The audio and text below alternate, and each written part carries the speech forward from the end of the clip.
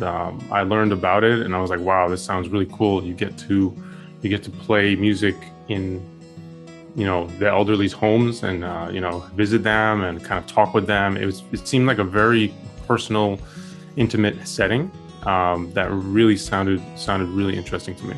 There's a tremendous outpouring of interest in what you do and what kind of instrument you play and what mouthpiece you use and where you grew up. And I found this, wow, it was just that I had never experienced before.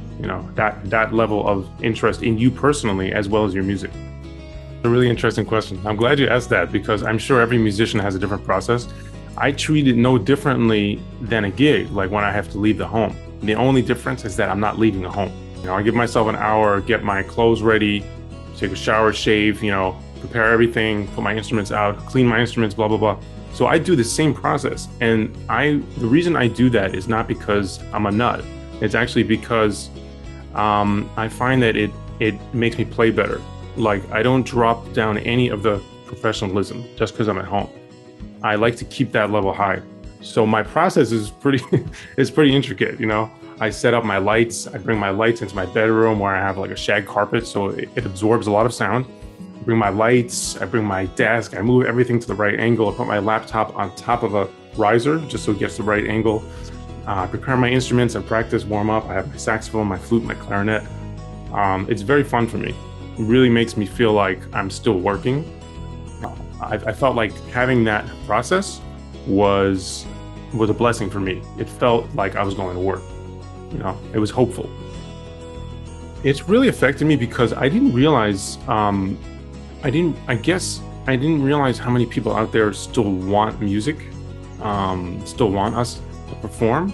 They're clamoring for it. It feels like they're dying to be there. They get there early, right? In the waiting room, everybody signs in early.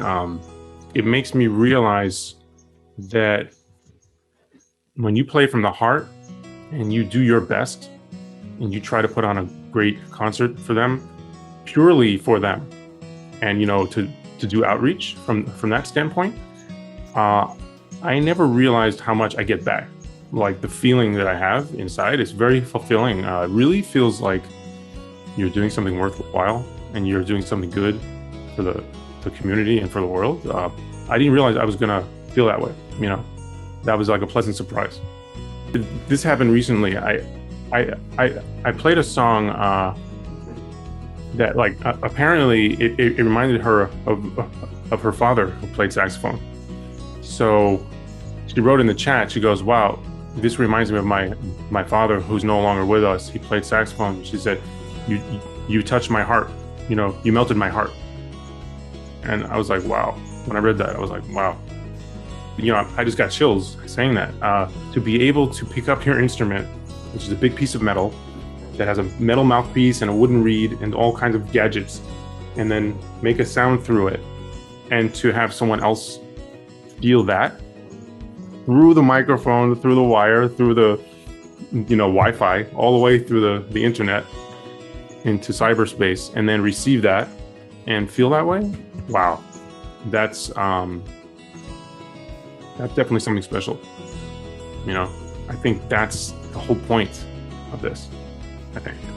And also, I just wanted to thank everyone for signing up for concerts. And I want to thank you all at Concerts in Motion for doing this. I think the recipients really get a lot out of it, and the musicians get a lot out of it too. I always say this, that musicians are also receiving something from this, where makes us feel like musicians, which we all needed too, So what you guys are doing over there is awesome.